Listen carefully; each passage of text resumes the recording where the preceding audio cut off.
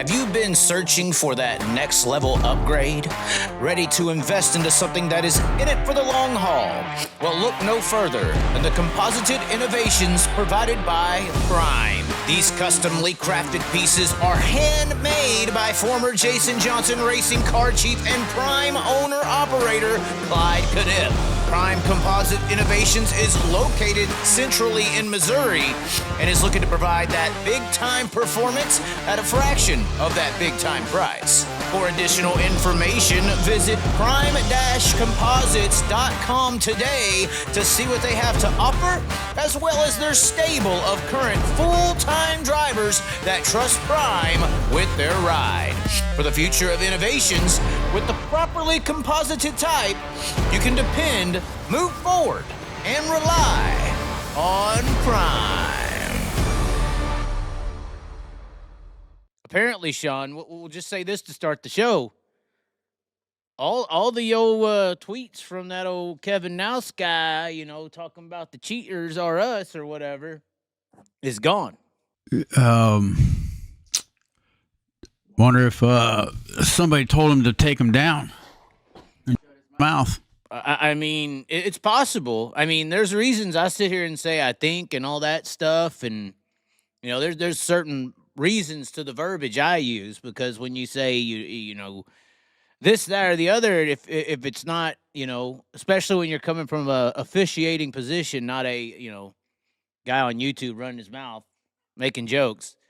When it comes from like a former official who in that situation is deemed credible, you know, that's a little bit different than just somebody yelling it from the stands, right? Yeah. I mean, it's true. It's true. So, I mean, some people I've seen screaming no freedom of speech and stuff like that. Is it a freedom of speech still or no? I mean, in a way, yeah. What do you mean? You tell me what. Well, I mean, what you can't say what's on your mind and how you feel, and somebody's got to step in and tell you to take all that shit down and shut your mouth. Well, I mean, saying what you feel and what you think, that's kind of what we do on here, but he didn't technically say what he feel or what he felt. He didn't say I feel like or I think. He didn't say that. He said they are. This is what they're doing. You know, it's not a feel, it's not an opinion. It wasn't opinion-based statements. It was fact-based. I mean, if it was fact-based, I mean, still, I mean, he's speaking his piece and airing it out on social media, and something happened after that. I don't know. Somebody said 3 words: cease and desist. Damn the torpedoes, full speed ahead. Hi, I'm broke, but I'm not Joe, somebody said. I don't understand this one. But I don't know. I mean, like, I reacted to it. I mean, and I don't know. I mean, was it worth him to say what he said? Because all of a sudden, because of what he said, the entire racing world kind of exposed this veil, because everybody kind of came out and said, well, yeah, this type of stuff, even if it is true, it kind of happens everywhere, right? You know, it's just this is how it is type of deal. Well, maybe that's how it is, but he shouldn't have to take stuff down unless he just took it down just to take it down because he didn't want to hear about it no more. Well, the problem is proof. Like, if you're going to make that degree of an allegation from that stance of who you were at the time and what you are, you got to have proof, because if somebody feels like those words that you're saying are damaged, obviously they were damaging the integrity of the High Limit series, saying that they're, you know, series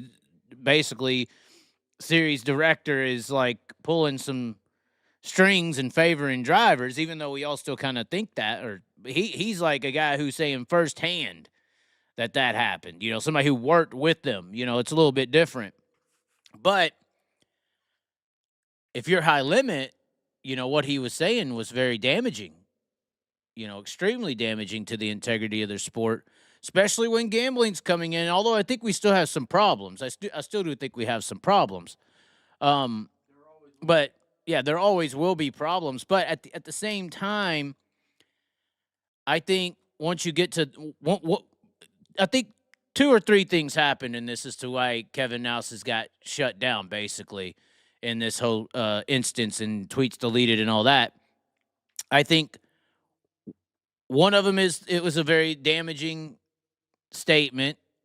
I think that 2 was he was a former employee, and 3, I mean, if you looked at the damn thread, it was literally using, it was as they're calling it, a burner account.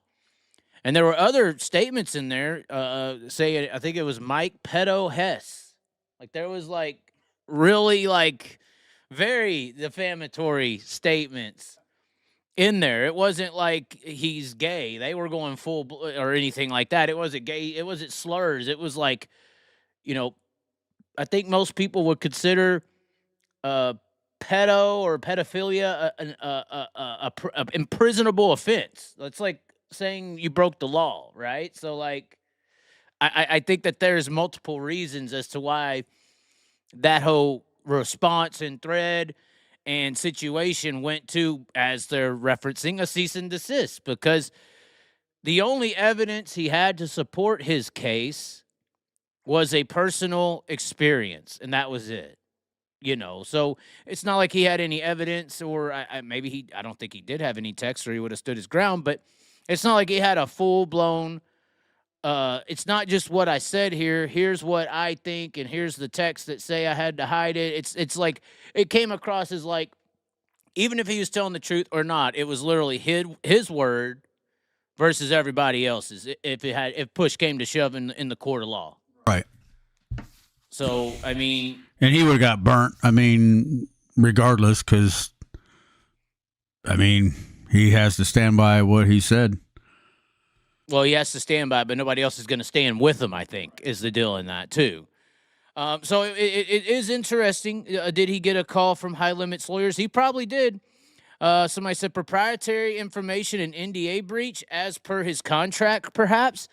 That's interesting. Does the High Limit and their officiating crew, and maybe they might look into this now, do they have an NDA? I don't know if you know what that is, a non-disclosure agreement, which means certain things that are talked about. Say you go into a room and they come to you and they're like, hey, before you go into this room, you're going to sign this NDA. So basically that means you contractually, this is how Trump got out from the Stormy Daniels deal, kind of. It's the same kind of thing. Like, if you sign that contract, you basically signed a contract to not saying anything that happens in that room, and if you do, you breach the contract. So it's like it's hush money in a sense, or whatever you're doing, whatever your reasoning to sign that NDA agreement is, like an agreement to shut your fucking mouth. Which I don't know if that's the case. You're just saying, possibly there's NDA. But it would make sense if you were a series like World of Outlaws or High Limit. Wouldn't you want some of your, like, higher ranking officials to have some kind of NDA agreement with the series and things that transpire,